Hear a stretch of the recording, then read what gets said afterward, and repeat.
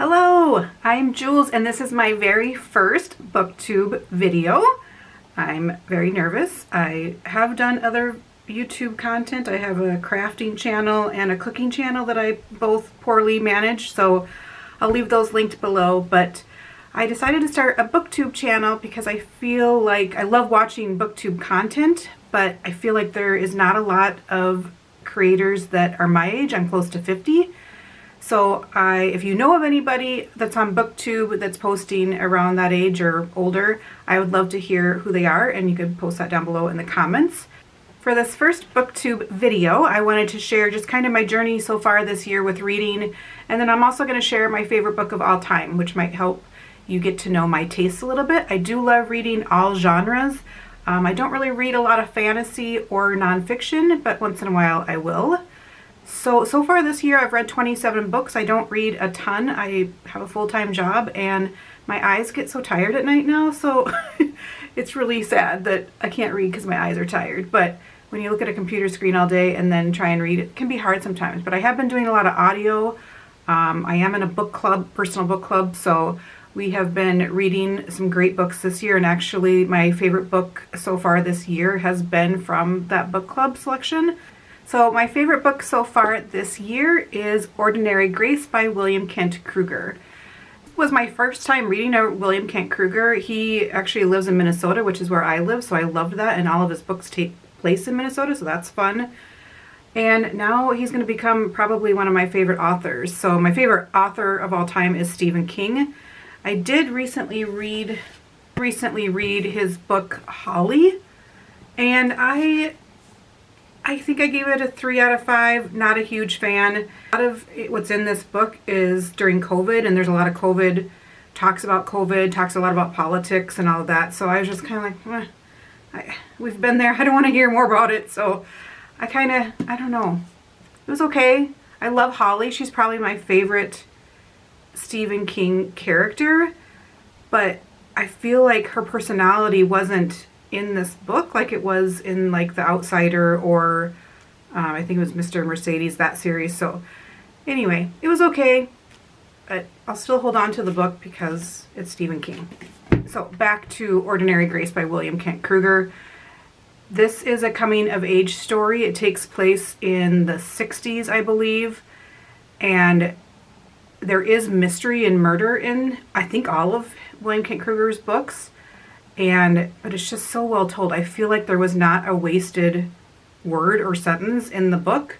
There's so many great lines. Someday, I'm not a big annotator. I want to be that person, but I'm not. I would love to go back and read this and then highlight the lines that just I loved. On the back, on the synopsis, that it is an unforgettable novel, and I 100% agree with that. I believe William Kent Kruger has 3 standalone books, and the rest of his books all take place in revolving around a character named Cork. He's an old detective, I think, in Chicago, but now he lives in northern Minnesota, and so there are, I think in all of the books, there's like a murder or a mystery. I want to go back and read his catalog. I have picked up the other 2 standalone books,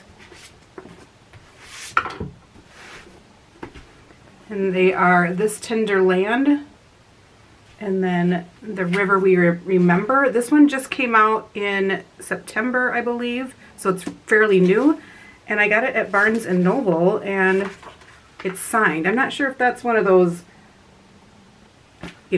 signed with the plate thing, or if it's an actual signature. Probably with the plate. But I wanted to go. He had a lot of book signings this fall and a lot in Minnesota here, and I wanted to go, but just never happened.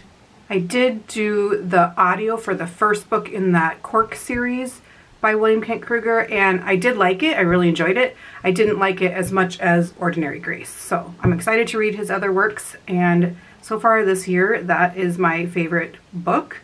Absolutely loved it, warmed my heart. Then I just want to talk about my favorite book of all time.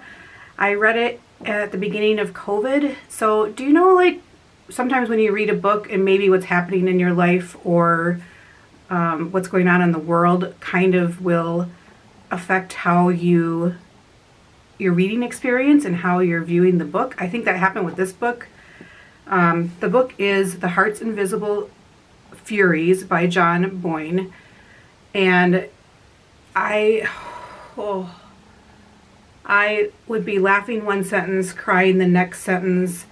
It is about a boy who takes place in Ireland, and it spans his whole life. He was born to a woman, she's a teenager, out of wedlock, and then she gives him up for adoption. So it's about his discovery and struggles, trying to find his identity and place in the world. So it's a really good, heartfelt book, and lots of humor in it as well. Not just crying, there is humor in it. And I really loved it. It holds a very special place in my heart. So I highly, highly recommend this book if you're into literary fiction and like coming of age stories and just kind of self-discovery and trying to figure out who you are in life. This is an amazing book. I do want to read more by this author. I haven't yet. He did just have, I think he has a new one out in the UK, but it's not released in the US yet. And then he wrote The Boy in the Striped Pajamas. I really want to read that one. And then there's a sequel that I think that just came out this year as well. So I do want to read that. So I think that's all I want to talk about today. I'm not sure what I have planned for this channel. I've read 27 books this year, which is not a lot, especially for Booktube. My goal every year is to read 50 books and to lose 50 pounds, but that has yet to happen. So maybe this year, but I would have to read 23. Is that math? Workout? I don't know. I would have to read 23 more books, and that's probably not going to happen.